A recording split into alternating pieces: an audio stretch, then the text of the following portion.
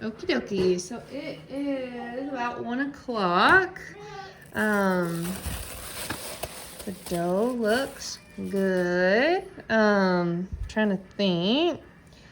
It's like spread, you know, filled up the bowl. You still kind of see one fold, but I mean, that's fine. It's bubbling, it's growing. And I'm gonna call this one good, ready for the next step. I think that Jesse's gonna come hold the camera. There he is. My handsome assistant, thank you. So you'll just put some flour on the counter. Oh, handsome. Okay. And then, well, maybe from the other side so they can see, like to scoop it out, you just kind of like scrape it off from the edges of the bowl. And almost. So there it is. And then I cut it in half with the bench scraper. And I mean, it's never perfect. If you care about your loaves being exactly the same size, you can get your scale back out and measure them and make them the same, but I can't say I care all that much. So I just cut it in half. And the bench scraper is just nice. Like, I guess I didn't explain that when I did it, but when you need to move the dough, like, it'll kind of stick to the counter even though there's some flour. So if you get your bench scraper up underneath it, it's just easier to move. That's why I used to cut it. And so then this is what they call like laminating the bread. So you kind of like stretch it long ways, and then you stretch it sideways too. So just kind of making a rectangle. There's nothing perfect about that, like dimensions or anything. And you take one side and you fold it into the middle. Take the other side and fold it to match the seam. And I just kind of make sure I press it some to not have bubbles. Kind of like I explained earlier, the big bubbles are not very convenient if you want like a hot sandwich with it, because holes, everything will like leak through. So then I start on one end and I kind of like pinch the ends together, I guess, and roll it. And then as I'm rolling it, I kind of push the sides in too. So you can see that, kind of like pushing the sides in and then rolling it. So then it's just like the final shaping, and the goal of this will be to get this little spiral edges gone. So first I kind of just like pinch them. I'm sorry. That's all right, buddy. Okay. No biggie. And then you kind of like push the dough in and pull it back. And you're just hey, David, trying just don't to... touch it, okay? Just don't touch it.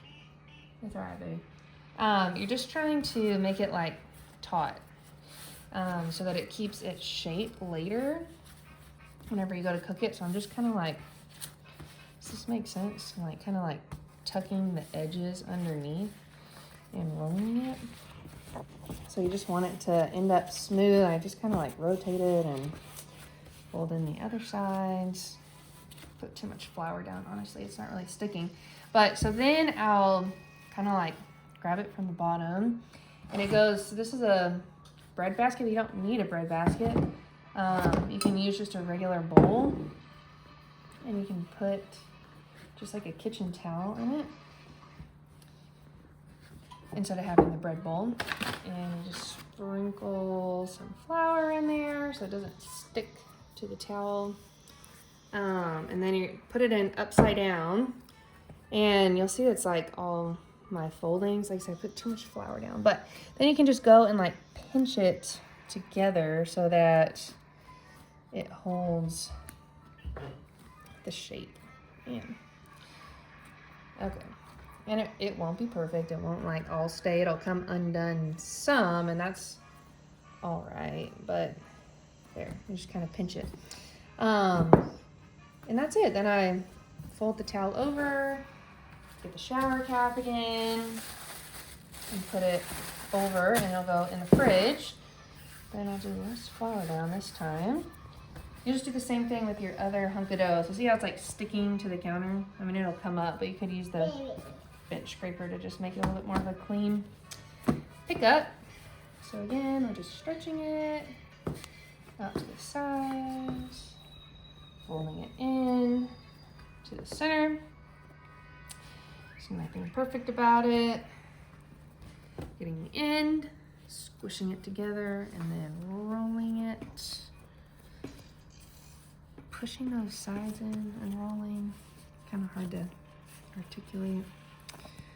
We've got our little cinnamon roll edges. We're just gonna push them in and try to tuck it under to the bottom of the loaf. And I just kind of rotate it. Try to tuck those edges under. So there's our second one. I'll sprinkle some flour in this one. Pick it up, upside down, and you'll see it didn't actually hold when I was folding it under, so I just pinch it together. And that's it.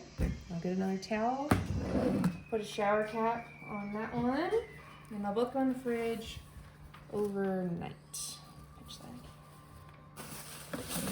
To bake tomorrow. That's it.